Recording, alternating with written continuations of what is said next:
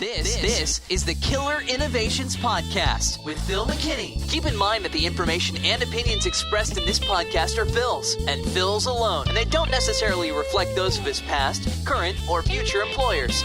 Now, here's Phil McKinney. Welcome to this week's podcast. We are going to pick up from where we covered last week. Last week we talked about the three elements of getting your innovation mix correct. And those three elements were organic innovation, innovation that comes from mergers and acquisitions, and co-innovation. Now this week, I'm just going to cover organic innovation. I'll cover the innovation from M&A and co-innovation in future shows. So what is it that I mean by organic innovation? Organic innovation is innovation that is 100% funded with your resources.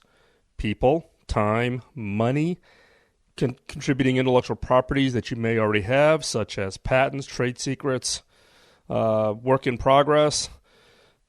That's all that mix coming together to generate intellectual properties, innovations, products that you 100% control. You don't need to share it with other people. Now, everybody tends to like to grab onto organic innovation. R&D teams are very quick to grab onto organic innovation because that allows them to show off their technical expertise. Now, there are some pluses and some minuses. One of the big minuses is organic innovation is extremely high risk. You are carrying 100% of that burden. Now, the upside is, the pro, is that you do have that kind of control. You have the ability to basically create IP that you 100% control that gives you some form of unique market or competitive advantage.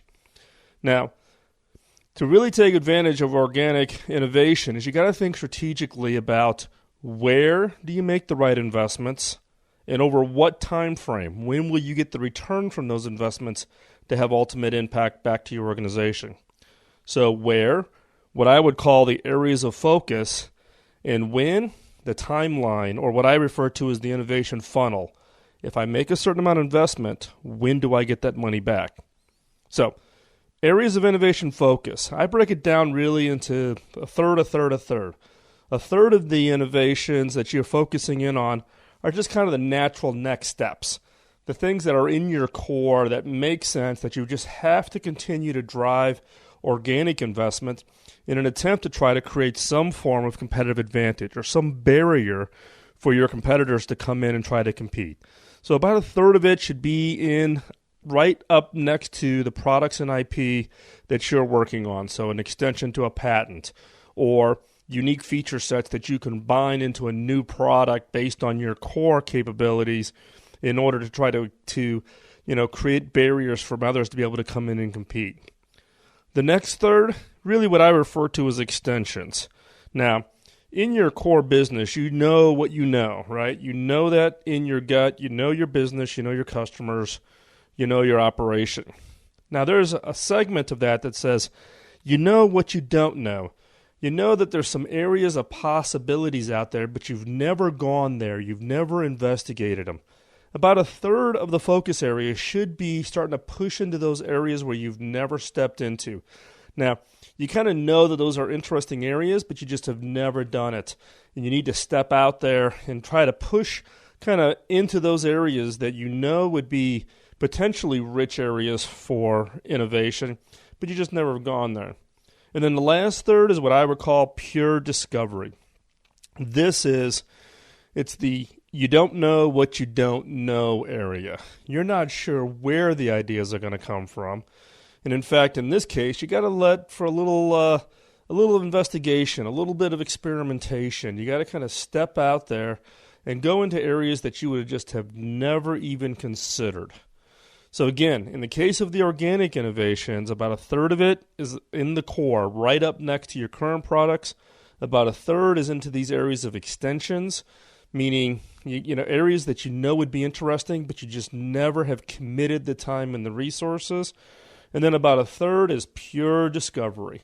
You're out there really pushing to see where those boundaries are at. Now, don't take this as a third of the budget. What I'm talking about is a third of the programs.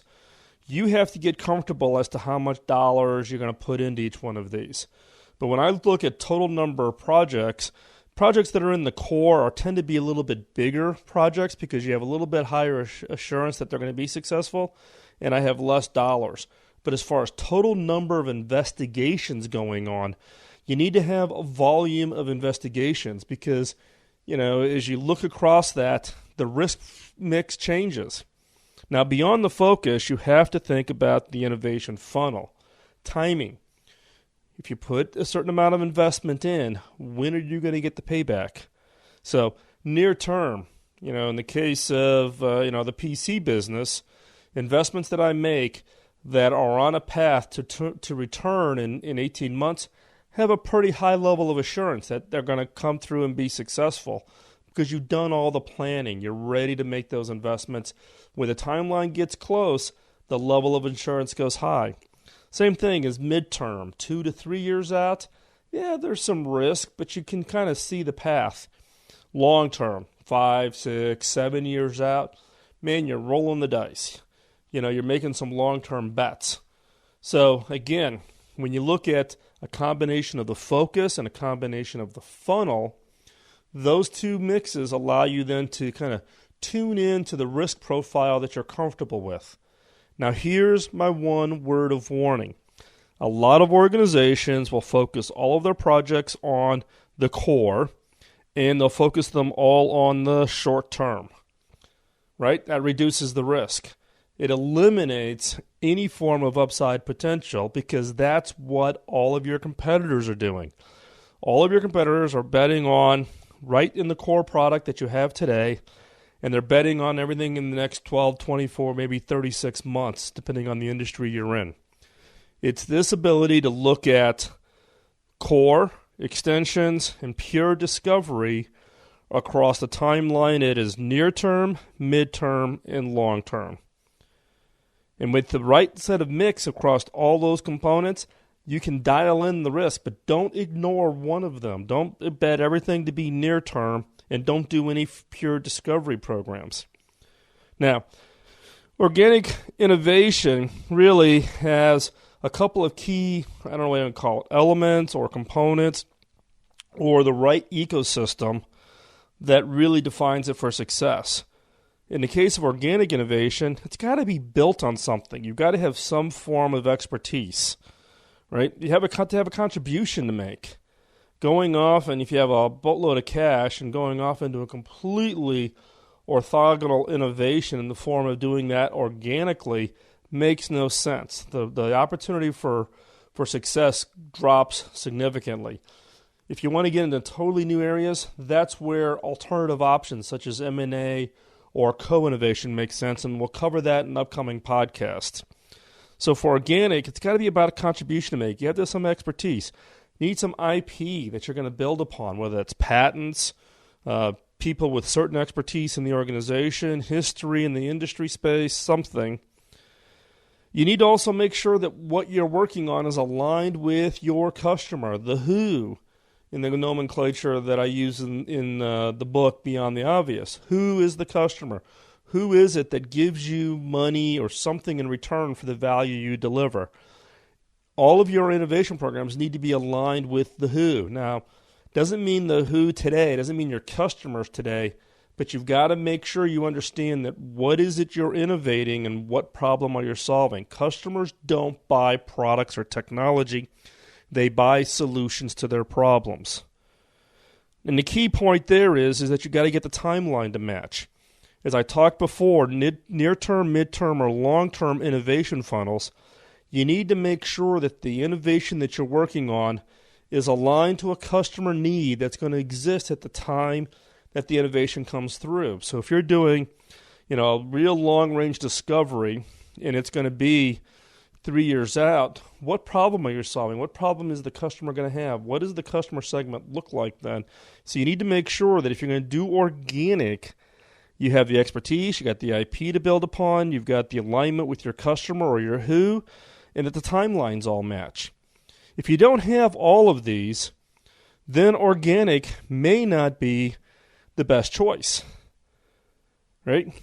If all of a sudden you've got a customer problem that's going to crop up in a year from now. But when you go through and you look at your organic innovation programs, and your organic innovation program says it's going to be 3 years before you can deliver this solution, guess what? Organic may not be the option. You may need to go out and acquire somebody to fill that gap. The whole purpose of organic innovation is to get out far enough in the planning cycle such that when your innovations are coming close, meaning they're about ready to be delivered, they align with when the needs of the customers emerge.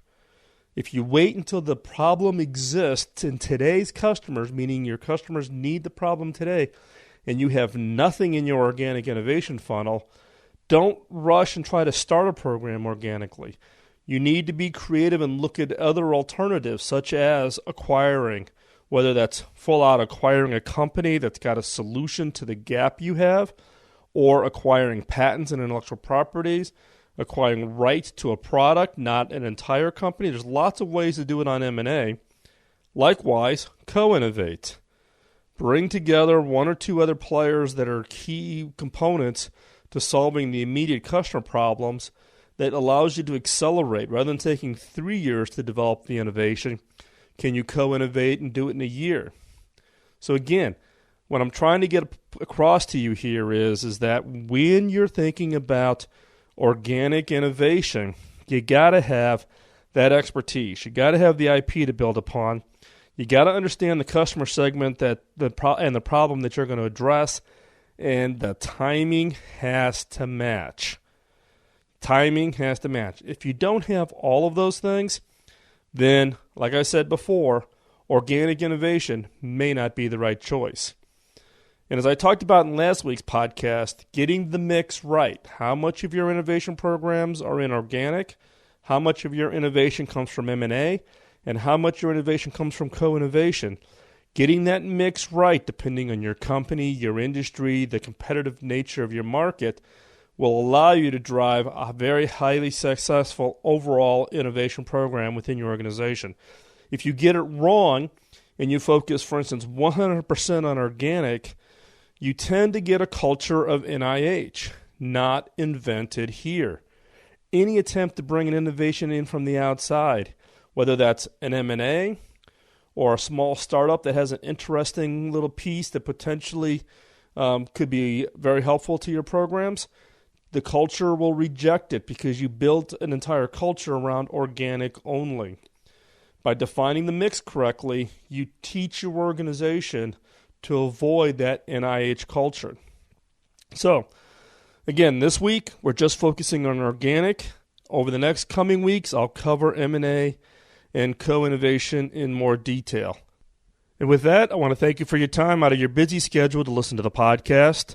Before we go, I did want to remind you the book is out. Beyond the Obvious, Killer Questions That Spark Game-Changing Innovation is now available in bookstores worldwide.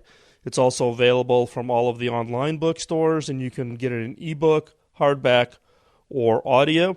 If you've read the book, I truly would appreciate if you'd go back online and post your comments and reviews. If you have any questions about the book or questions about this podcast, or if there's a particular topic you would like for me to cover in future podcasts, send that email to feedback@philmckinney.com, or you can visit the philmckinney.com site and just simply hit the contact tab up at the top.